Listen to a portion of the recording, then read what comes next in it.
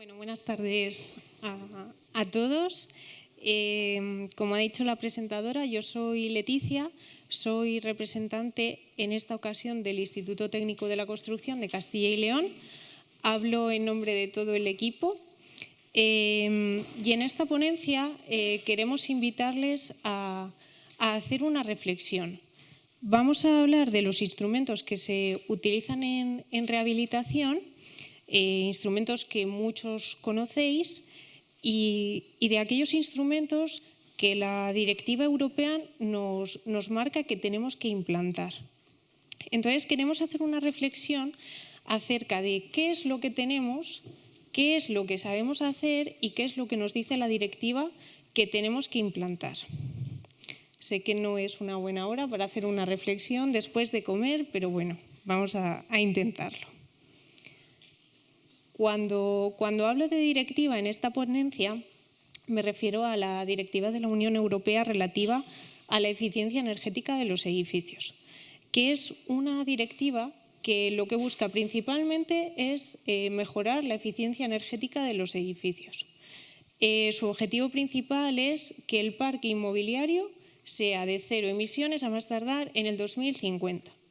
Probablemente muchas de las cosas que hablemos durante esta ponencia, muchas personas de la sala pues digan, pues esto es muy básico, pero también tenemos estudiantes y también nos parece interesante partir de cero e ir repasando para que los técnicos del futuro, los técnicos del mañana sepan un poco de qué es de lo que estamos hablando. Otro de los objetivos fundamentales de esta directiva es la renovación energética de los edificios ya existentes para mejorar su eficiencia energética y reducir las emisiones de gases de efecto invernadero. Este es un poco el objetivo principal de la directiva.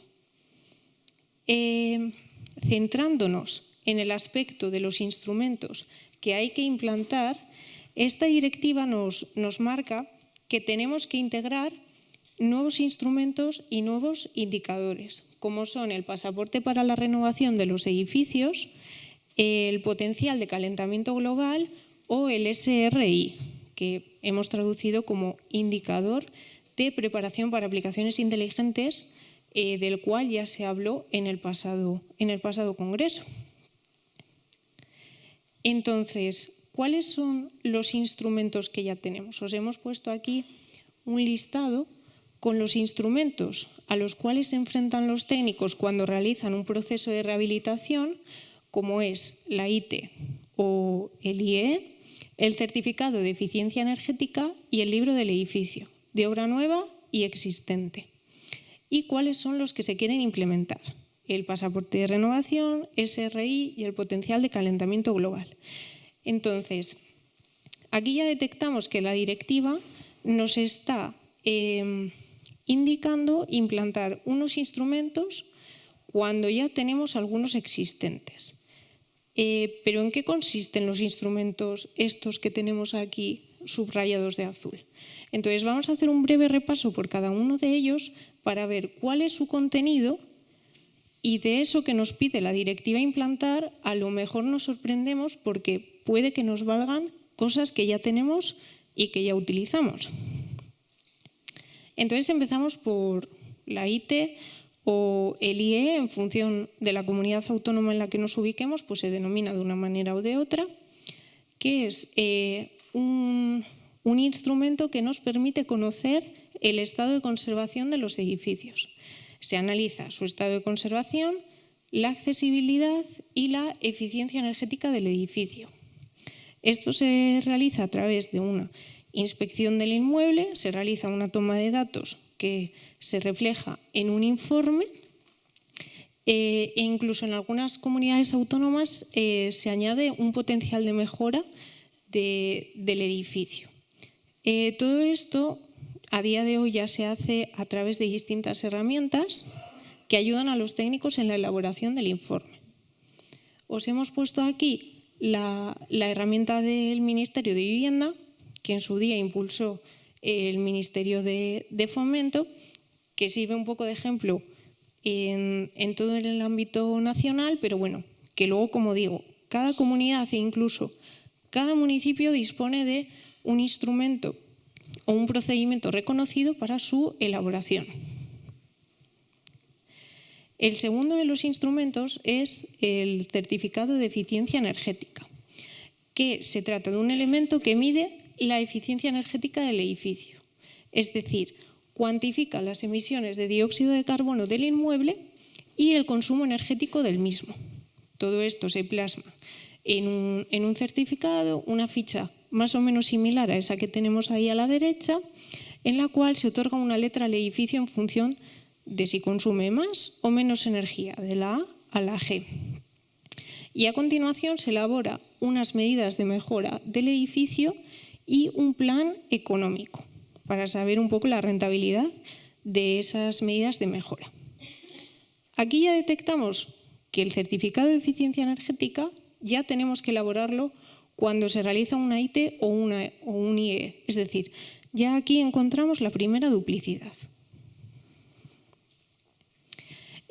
Para elaborar el certificado de eficiencia energética tenemos un listado de todos los procedimientos reconocidos en esta página del Ministerio, en la cual en función del edificio y de su uso pues accedemos al listado y ahí visualizamos qué procedimiento tenemos que realizar y qué herramientas podemos utilizar. El tercer instrumento es el libro del edificio. Comenzamos por el libro del edificio de obra nueva, que se trata de un instrumento que aglutina toda la documentación gráfica y escrita del edificio, es decir, es como un gran archivador que se le proporciona al usuario de la vivienda, en el cual se incluye todas las características sobre el uso y el mantenimiento del edificio. También pues, cuando tiene que ir realizando las distintas acciones para mantener los elementos constructivos del mismo y demás. El libro del edificio entra en vigor con la Ley de Ordenación de la Edificación en torno al año 2000. Entonces, suponemos que todos los edificios construidos a partir del año 2000 tienen libro del edificio. ¿Pero qué sucede con todos los anteriores? Ahí es donde entra la figura del libro del edificio existente, que es la figura de más reciente creación con respecto a estas de las que estamos hablando, que se implanta con el Real Decreto 853/2021 del Plan de Recuperación, Transformación y Resiliencia, que sirve para que todos los edificios de antes del año 2000 puedan tener su propio libro del edificio. Entonces, lo primero que se hace es analizar el estado de conservación del edificio en este momento en concreto, para lo cual se realiza una IT o un IE y un certificado de eficiencia energética del mismo. Es decir, aquí ya encontramos que dentro de este instrumento hay que realizar otros dos procedimientos a mayores. Una vez que se conoce el estado de conservación del edificio, se realiza un plan de mantenimiento del edificio y el potencial de mejora y un plan de actuaciones para elaborar y llevar a cabo esas mejoras que se proponen en el edificio. Para elaborar el libro del edificio existente hay distintas herramientas promovidas desde distintas organizaciones, pero desde el instituto sí que detectamos que al final el libro del edificio existente es un instrumento que, a pesar de todo el potencial que vemos que tiene, solo se utiliza a día de hoy para dar respuesta a unos requerimientos para poder optar a unas ayudas de rehabilitación energética. Pero hasta ahí. A día de hoy es como un elemento un poco muerto, permítanme decirlo. Entonces hemos visto un poco cuáles son los instrumentos que estamos utilizando hasta ahora y ahora vamos a ver unas pinceladas de cuáles son los instrumentos que hemos detectado al principio que la directiva nos indica que tenemos que ir implantando, como es el pasaporte de renovación del edificio. Que el pasaporte de renovación del edificio, en realidad os hemos trasladado aquí lo que nos dice la directiva que debería contener, pero todavía se están realizando proyectos teóricos y estudios sobre cómo tendría que ser este pasaporte de renovación del edificio.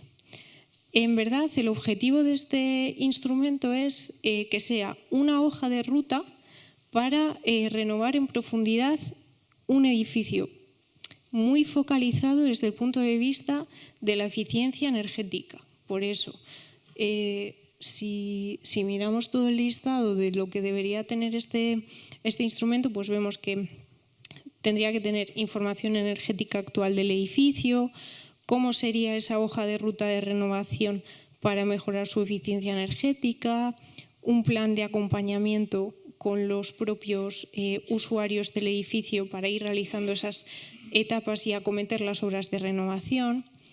Pero todo esto que vemos no os está sonando a algo que acabamos de ver también. Es decir, aquí también mezcla un poco. Ya empezamos, nuestro cerebro ya empieza a preguntarse, pero si esto ya lo hemos visto con el libro del edificio existente, ¿no? Se parece mucho a lo que nos dice que debería contener. Luego tenemos el potencial de calentamiento global, que aquí no voy a entrar mucho, y menos teniendo a Juan aquí al lado, que se trata de un instrumento o es un concepto asociado al análisis de ciclo de vida de los edificios, que en verdad lo que hace es un factor que nos describe el impacto de la fuerza de radiación, el daño que hace un gas de efecto invernadero en la atmósfera comparado con una unidad de dióxido de carbono. Entonces, como digo, es un concepto vinculado al análisis de ciclo de vida, pero bueno, que también nos parecía interesante incluirlo porque hay que ver cómo se va gestando y hacia dónde se van implantando todos estos nuevos instrumentos. Y por último, el SRI, que también aquí en España y a nivel europeo hay proyectos sobre cómo se va a definir este marcador, pero todavía no está muy claro cómo se va a desarrollar, que hemos traducido como indicador de preparación para aplicaciones inteligentes, que suena un poco raro. En verdad no es otra cosa que un indicador que mide la capacidad que pueden tener los edificios para utilizar tecnologías de la información y cómo pueden adaptarse los edificios en función de su funcionamiento, de las necesidades de los ocupantes y de la propia red a la que están conectados, ¿no? También midiendo todo esto mediante la eficiencia energética otra vez.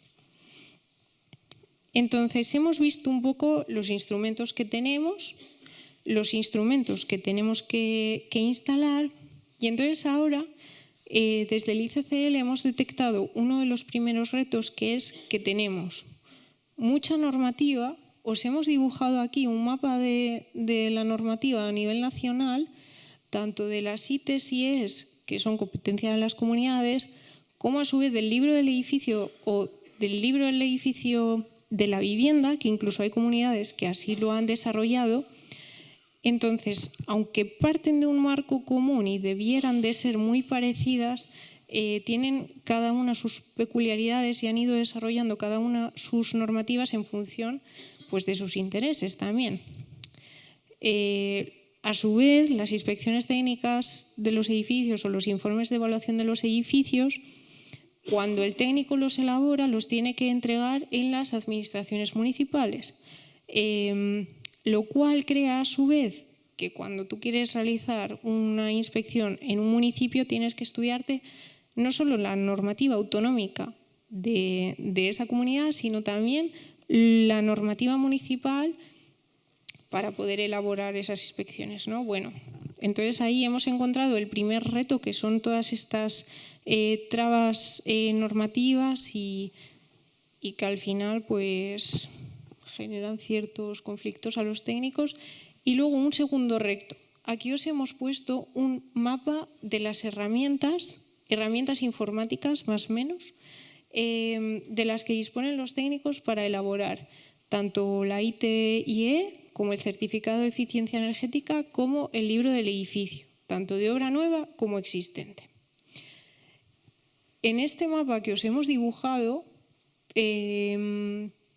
vemos una serie de herramientas, pero que están aisladas, es decir, vamos a denominarlas autistas entre sí. Hemos visto que para que los técnicos hagan el libro del edificio, tienen que realizar un certificado de eficiencia energética y una inspección o un informe de evaluación del edificio. Es decir, el técnico tiene que pasar por 3 herramientas distintas para poder obtener el instrumento final. Si bien es cierto que hay algunas herramientas que sí que incluyen algunos sistemas de lectura de algunos archivos, sobre todo de certificados de eficiencia energética, existe todavía una falta de interoperabilidad entre las mismas que facilitaría mucho el trabajo, sobre todo cuando se repiten muchos datos a nivel de datos genéricos, datos generales del edificio, el estado de conservación del edificio y demás. Ese sería el segundo reto que habría que abordar. Entonces, volviendo a los instrumentos y a los contenidos de los mismos, vemos como lo que veníamos diciendo, ¿no? Os hemos puesto los 4 instrumentos de los que disponemos actualmente y a la derecha de todo el pasaporte de renovación. Excepto el plan de acompañamiento a la comunidad, el libro del edificio existente ya aglutina gran parte de los contenidos que tenemos que implantar con ese pasaporte de renovación. Es más, parece que en el libro del edificio existente convergen todos los demás, el resto de contenidos de los demás instrumentos que se están utilizando a día de hoy. En este otro gráfico, para verlo de otra manera, os hemos puesto el análisis de ciclo de vida por ahí solitario porque todavía no sabemos muy bien cómo se va a entender con el resto de instrumentos, ¿no? Pero al final parece que a lo mejor nos están pidiendo implantar algo que de alguna manera ya existe o ya tenemos. Y esta es nuestra diapositiva final, en la que, recogiendo todas las ideas y lo que he venido comentando a lo largo de esta ponencia, parece que todos los instrumentos convergen en el libro del edificio existente. Por lo tanto, parece lógico que la nueva herramienta a la que tenemos que implantar, que tenemos que desarrollar, sea el libro del edificio existente, pero con matices. No tal y como lo conocemos a día de hoy, sino desarrollar una herramienta que sea capaz a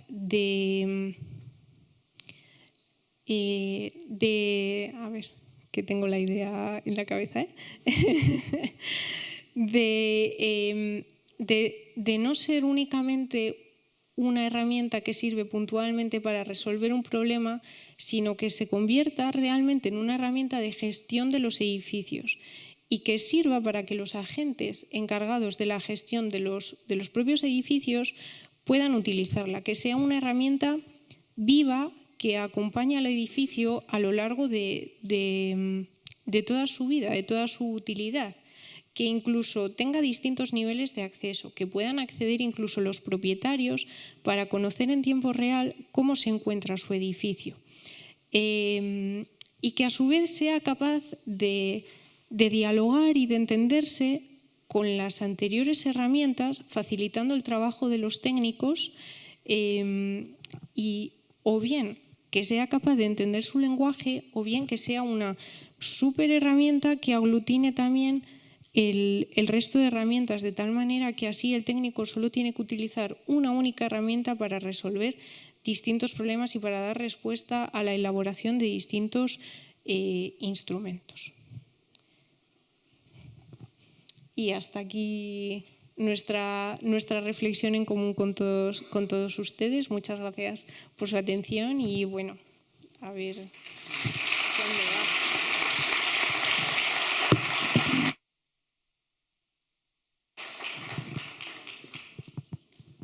Sí. Gracias. Bueno, buenas tardes.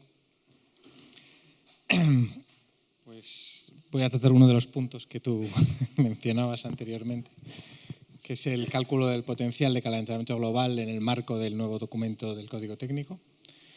Vengo del Instituto de Torroja. El instituto presta apoyo técnico al Ministerio de Vivienda, ahora ha ido cambiando de nombre, al ministerio responsable en elaborar y desarrollar el Código Técnico de la Edificación desde hace mucho tiempo. Y entonces voy a contar los trabajos que se están haciendo en el marco de la elaboración de este documento, que no solo, como veremos, tiene un documento básico, sino un documento de apoyo para intentar facilitar el cálculo de este potencial de calentamiento global.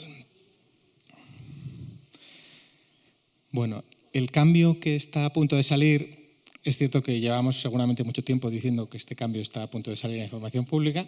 Tampoco puedo deciros una fecha concreta porque ya me gustaría a mí saberla. Pero bueno, en algún momento pronto tiene que salir a información pública unos documentos, la modificación del Código Técnico, para que recibir alegaciones y para discusión, que luego, pues, posteriormente, tras un proceso que luego incluye pasar por Europa, pasar por Consejo de Estado y una serie de trámites, se publicará, en principio debería haberse publicado antes de mayo de 2026. Yo creo que a las fechas a las que estamos, si no ha salido información pública, es muy difícil que llegue a publicarse en esa fecha, o sea que nos retrasaremos un poco. La razón principal de este cambio es la transposición parcial de la Directiva de Eficiencia Energética de Edificios. Parcial porque, digamos, para transponer realmente esta directiva vamos a necesitar un segundo cambio que, digamos, hay uno más inmediato, que es este, y luego habrá un segundo cambio que ya fije parámetros, por ejemplo, del edificio de cero emisiones y algunas cuestiones que no se van a fijar ahora. Entonces, este tiene, por un lado, cambios en el documento de ahorro de energía, que ahora no voy a entrar porque me voy a limitar al tema de sostenibilidad ambiental, pero que son cambios que no tienen un efecto muy importante, porque la incorporación de la definición del edificio de cero emisiones a efectos prácticos no tiene ninguna obligación, no lleva aparejada una obligación, es para que empecemos a saber lo que es el edificio de cero emisiones. Está explicado en términos cualitativos de edificio que tiene unas muy bajas o cero emisiones. O sea que al final esos son los parámetros que se definirán. El único cambio realmente más exigente es el del HE5, de generación mínima de energía eléctrica, que para edificios distintos al residencial hasta ahora se estaba pidiendo a partir de 1.000 metros cuadrados y cuando sale en esta modificación se propone que sea a partir de 250 metros cuadrados. Y este último punto de la sección, una nueva sección de generación mínima de energía solar, a efectos prácticos tampoco va a tener un efecto importante, porque cumpliendo las secciones actuales de agua caliente sanitaria y de generación de energía eléctrica, en el 99% de los casos tendremos este mínimo de energía solar. Pero es verdad que como en el código se avanzó a hablar, digamos, de un punto de vista más amplio de energías renovables, pues podría llegarse a, cumpliendo estas dos secciones, no tener el mínimo solar que está pidiendo la directiva, que es un poco absurdo, la verdad, teniendo en cuenta que hablar de renovables es, digamos, un enfoque un poco más avanzado que hablar de solar.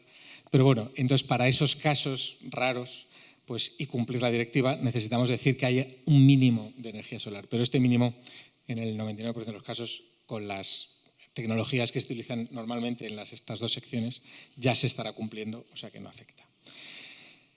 Este cambio también aprovecha para hacer algunos otros cambios en el código, en los cuales tampoco voy a entrar, pero bueno, que cuando salga el documento veréis que hay algún cambio en el DBSI, de seguridad en caso de incendios, algún cambio en el SUA, de accesibilidad y alguna otra cuestión relativamente controladas. Y luego tenemos el documento de sostenibilidad ambiental, que es en el que me voy a centrar. Este documento también viene, digamos, de la exigencia de la transposición de la directiva. Va a tener dos secciones. La primera es potencial de calentamiento global y la segunda, movilidad sostenible.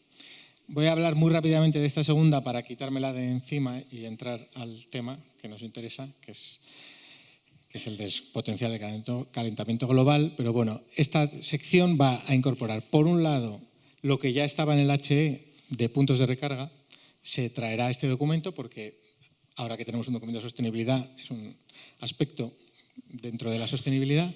Aquí se endurece bastante las exigencias. Estas son exactamente las que pide la directiva.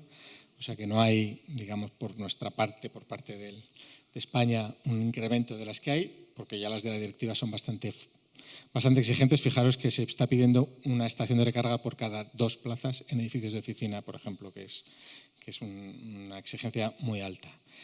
Y se incorpora una nueva exigencia, que es la de aparcamientos de bicicletas, que también es una exigencia bastante alta, puesto que, por ejemplo, en edificios de vivienda se piden 2 plazas de aparcamiento para bicicletas por cada vivienda. Por tanto, en edificios que tengan muchas viviendas, pues tendremos que tener un espacio de almacenamiento de bicicletas pues bastante grande también. Pero bueno, pasando de estos temas, vamos al tema de la descarbonización. Sabéis que tenemos un reto que ha adoptado Europa muy importante y muy difícil de conseguir, de descarbonizar el sector de la edificación en el año 2050.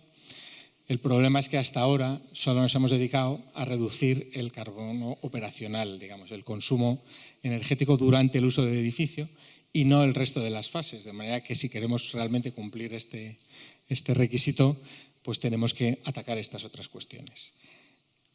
Además es razonable porque estas otras partes o estos otros consumos empiezan a ser comparativamente más importantes que el operacional, puesto que el operacional llevamos ya varios años reduciéndolo y apretándole las tuercas y sin embargo los otros no. De manera que si observamos comparativamente las emisiones generadas en la construcción del edificio o en las sucesivas operaciones de rehabilitación, pues veremos que son, digamos, comparativamente bastante importantes y ese es el punto en el que se quiere incidir ahora. En la hoja de ruta que tenemos para esto es bastante exigente. Se publicó la directiva en mayo del 2024. Tiene que salir un acto delegado en diciembre de este año que aclarará algunas dudas que tenemos sobre el cálculo. Por ahora ha habido borradores, o sea que estamos manejando esos borradores, pero bueno, es verdad que hay algunas incógnitas que todavía faltan por definirse claramente y estamos esperando que eso ocurra. En principio, en mayo de 2026 tendríamos que tener esta transposición primera de la directiva, que es la que digo que bueno, ya veremos a ver si llegamos. En enero de 2027 todos los países miembros tienen que enviar a la Comisión su hoja de ruta para el establecimiento de valores límite de potencial de calentamiento global. Como es verdad que casi todos los países pues, van al ritmo al que van y es difícil pensar o poco realista que en enero de 2027 tengamos todos valores límite ya establecidos, pues se está permitiendo, digamos, que por lo menos en 2027 se establezca una metodología para la obtención de esos valores límite, aunque todavía no los tengamos definidos estos valores. En enero de 2028 será obligatoria la declaración del potencial de calentamiento global para edificios de más de 1.000 metros cuadrados. Este es el enfoque que está incorporado en la modificación del código. En un principio se pensó intentar adelantarse a estas fechas, pero visto el panorama y el ritmo al que se están haciendo los trabajos, pues no parecía muy realista. Al final se está trabajando con esta fecha. Y en enero de 2030 la exigencia de declaración será para todos los edificios y en principio deben entrar valores límite para el potencial de calentamiento global. Entonces, bueno, este es, digamos, el panorama o las exigencias que nos impone Europa y que vamos a tratar de cumplir. Entonces, ¿qué os puedo decir sobre el documento que va a salir? Hasta donde puedo deciros, porque al final estas cuestiones nosotros desde el Instituto pues damos el apoyo técnico al Ministerio, pero es el Ministerio quien decide y quien modifica a veces los documentos o los criterios.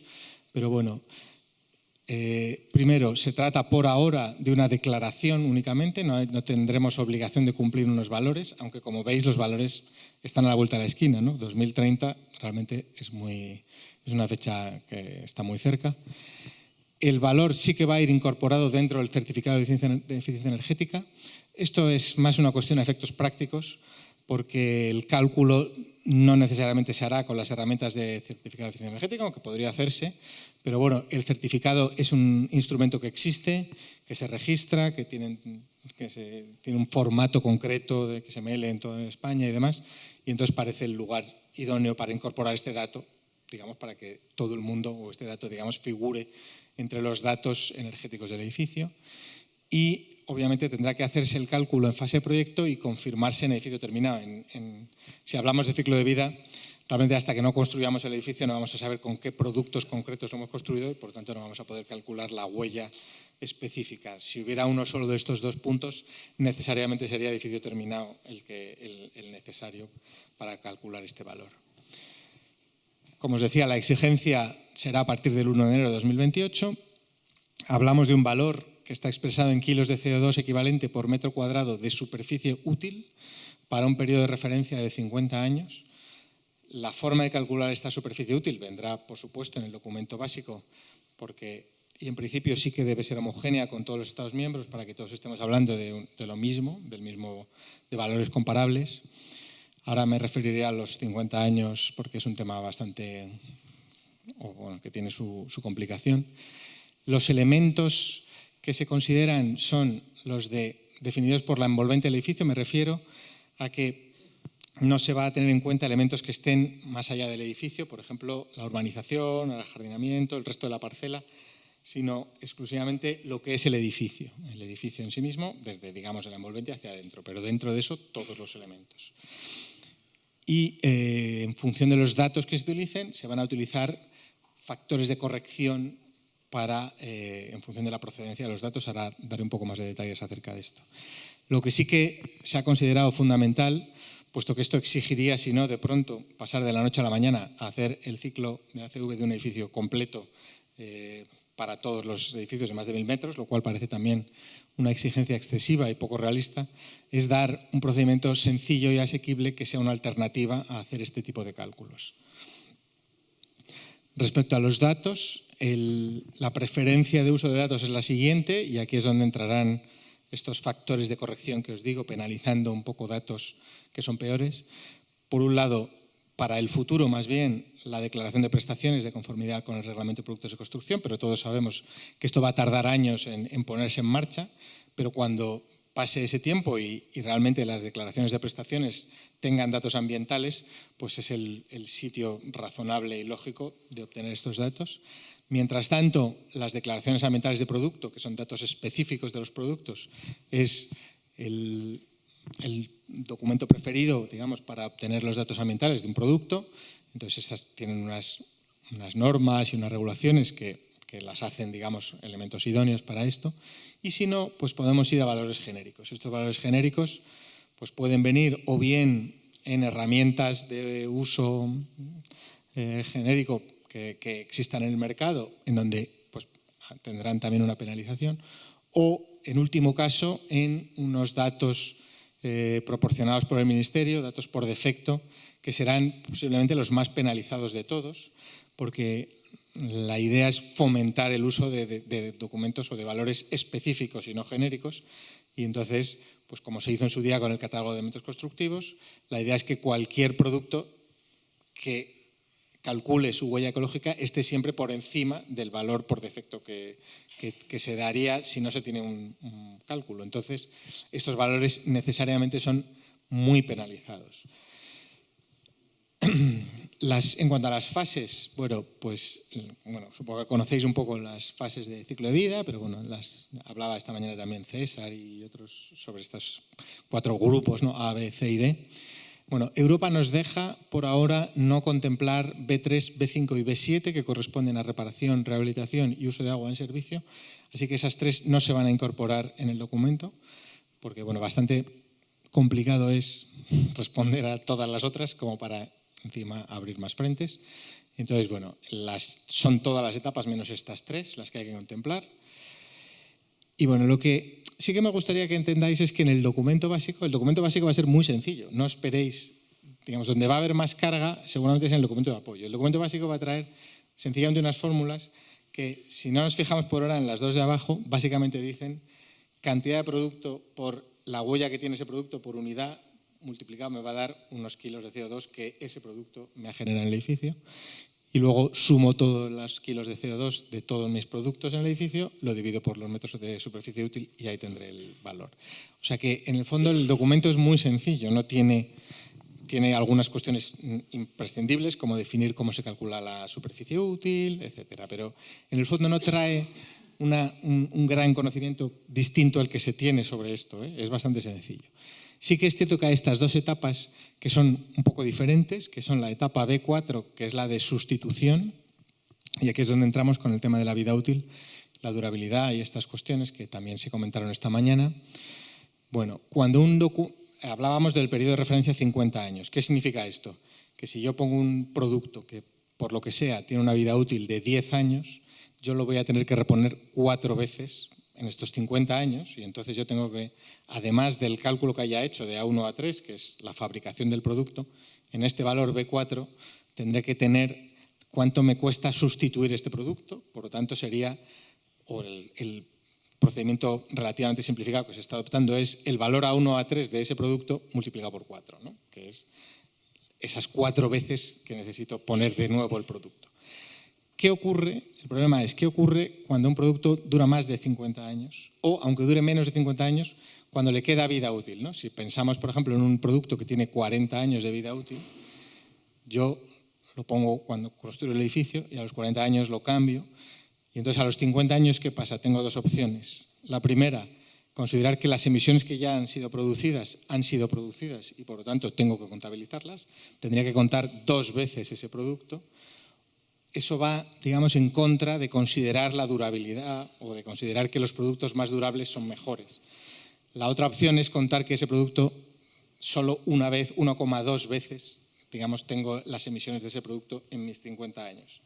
Pero esto es especialmente importante cuando vamos a estructuras y cuando vamos, por ejemplo, a hormigón. Si una estructura o otra estructura que tenga también una vida útil superior a 50 años dura 100 años, por ejemplo, pues la cuestión es, contabilizo la mitad de las emisiones que me ha costado generar esa estructura, que sería este enfoque, el enfoque de la durabilidad, solo contabilizar la mitad de las emisiones porque la otra mitad el edificio va a seguir utilizándose. Bueno, ese es el enfoque que nosotros tenemos y el que está puesto en el documento, con esa fórmula que tiene 50 partido por la vida útil menos 1, que es esa primera vez que ya la tengo contabilizada, tendríamos este valor en donde, por ejemplo, un producto que tuviese 100 años, esto daría un valor negativo, me daría, por ejemplo, menos 0,5 veces el A1 a A3. O sea que estaría computando solo 0,5 veces A1 a A3. No sabemos si este es el enfoque, porque eso sí que es una de las grandes dudas sobre el acto delegado. ¿Entra en alguna contradicción con el acto delegado o no? Porque es una respuesta que no está dando la comisión sobre si se puede hacer así o no se puede hacer así. Lo lógico es que lo hagamos todos iguales. En caso de que no fuese así y que fuese el otro enfoque, es tan sencillo como redondear hacia arriba. Quiero decir que la fórmula tampoco cambiaría tanto, solo que en vez de 1,2 tendría 2 y en vez de 0,5 tendría 0, ¿no? Entonces, al final, no tendría ese beneficio de la durabilidad. Y luego la etapa B6 es también una simplificación, pero bueno, bastante fácil y comprensible. La etapa B6 es el carbono operacional. Por lo tanto, vamos a coger el valor de las emisiones del certificado. Ese valor nos viene por metro cuadrado y año, por lo tanto lo tendremos que multiplicar por los metros cuadrados del edificio y por los 50 años, y tendremos las emisiones en 50 años del edificio. Uno de los problemas que tiene esto es que el certificado solo computa consumos EPBD, por lo tanto calefacción, refrigeración y ventilación en viviendas, y no estaríamos computando toda la energía que sí que se está consumiendo en otras cuestiones, desde el ascensor hasta la iluminación, etc. Entonces, bueno, esto es una simplificación y es muy fácil de implementar y en principio esa es la que se hará. Y ahora, respecto al documento o al procedimiento simplificado, porque esto aquí es donde hay, digamos, la mayor parte de los trabajos que estamos haciendo, se pretende dar este procedimiento simplificado. Entonces, bueno, voy a intentar resumir en breve lo que se está haciendo. Es verdad que son trabajos en desarrollo y todavía les queda un poco de desarrollo, por tanto tampoco puedo entrar en muchos detalles, pero digamos, cuando yo tenga que calcular la vida útil del edificio voy a tener que rellenar todos los valores de esta matriz, ¿no? En las filas voy a tener los productos de mi edificio y en las columnas las etapas. Yo voy a tener que rellenar, digamos, un valor por cada uno de estos. No os asustéis porque al final la idea no es tanto que hagamos estos cálculos que son bastante tediosos, sino que estos sean fáciles de implementar en herramientas.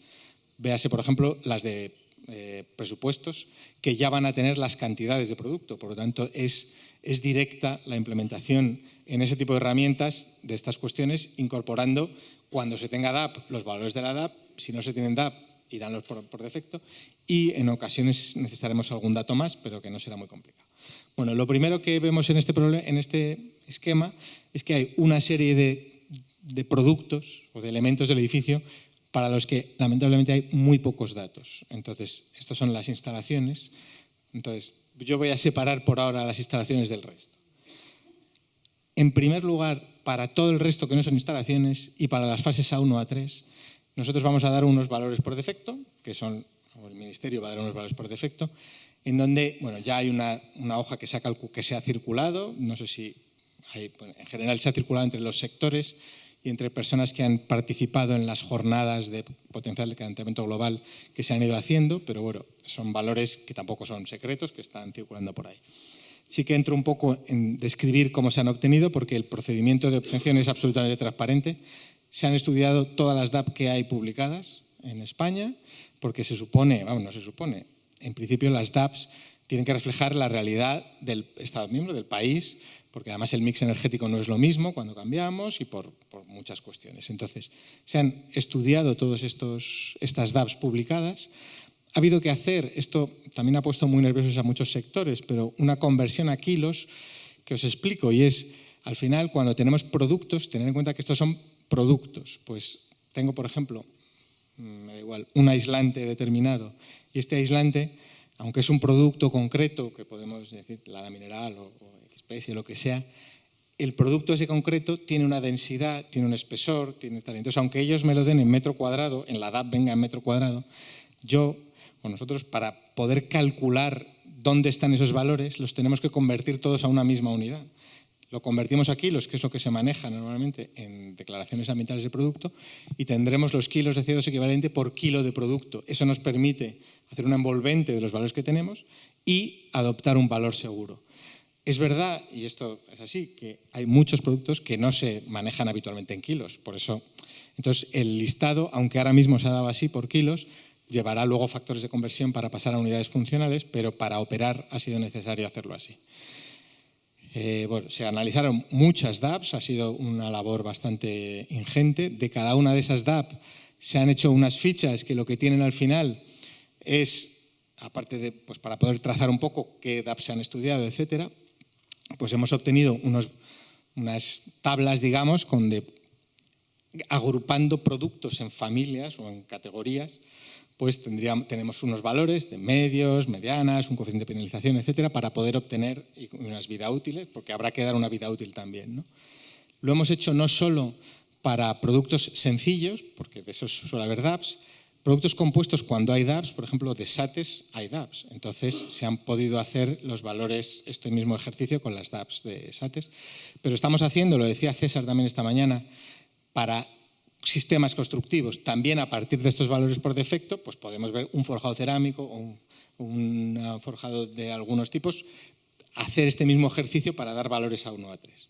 Bueno, no entro más porque veo que voy mal de tiempo. Comparando con otras bases de datos vemos que tampoco estamos muy alejados, aunque siempre hay mucha dispersión, porque este mundo de las DABs está todavía muy abierto a interpretación y hasta dos productos muy similares han encargado su DAB a dos empresas diferentes y a veces hay dispersiones muy grandes. Dos edificios, ahora muchas promotoras tienen que calcularlo, se lo encargan a diferentes empresas y les da también valores muy dispersos. O sea, ahora mismo estamos en un momento todavía en donde las cosas no están tan cerradas como deberían y, bueno, se dan a veces situaciones raras. Esto es un trozo del listado que se ha circulado, que está en elaboración. Se circuló sobre todo para que cada uno de los sectores pues, digamos, viese si estaba bien representado y aportase datos, etcétera, y se está hablando con todos pues, para ir cerrando estos valores. Entonces, con esto tenemos esta parte que es complicada por el número de DABs, pero relativamente sencilla de hacer. El resto, ¿qué es lo que vamos a hacer? Bueno, sabéis que hay 3 etapas que no cuentan, así que estas las pongo en gris. La B4, ya os he dicho que se calcula con un sistema simplificado. B6 también es un sistema simplificado que ni siquiera depende de las propias unidades, sino del certificado energético, que es un único valor. A partir de ahí, todo el resto, bueno, CS era por cálculo simplificado, pero bueno, eso es porque son respecto a cálculo pormenorizado, pero eso ahora mismo no nos importa mucho.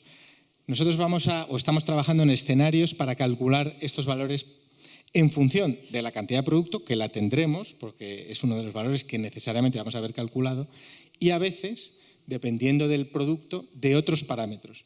Ya os digo que esto va a ser también un documento complejo para utilizar a mano, pero sencillo, digamos, para implementar en herramientas.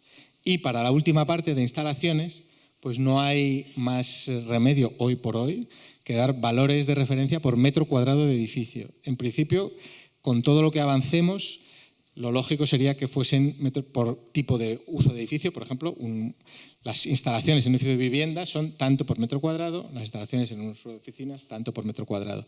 Tener en cuenta que son valores relativamente burdos y que el objetivo es que poco a poco se vayan haciendo cálculos reales. Por lo tanto, esto no es más que la forma, digamos, burda y simplificada de obtener unos valores que nos están obligando a obtener, pero que siempre podrá hacerse mejor cuando se tengan datos.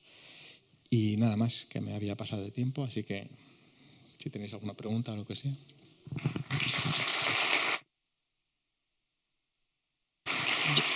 Yo quiero hacer una pregunta antes de nada.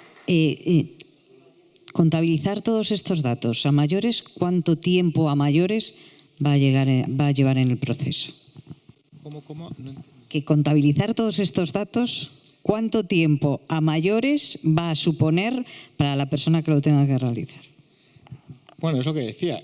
Si esto se implementa en las herramientas que habitualmente se utilizan, no mucho, porque al final en el propio programa que hacemos el presupuesto será con el que, digamos, ese o mejores o otros programas, quiero decir, que no necesariamente tiene que ser ese, pero en ese vamos a tener ya las cantidades de cada producto. Tengo los metros cúbicos de hormigón, tengo los metros cúbicos o sea, voy a tener eso. Entonces, ahí será muy fácil y, en principio, la idea es que no suponga un grandísimo esfuerzo, pero bueno, es verdad que asusta mucho así a primeras.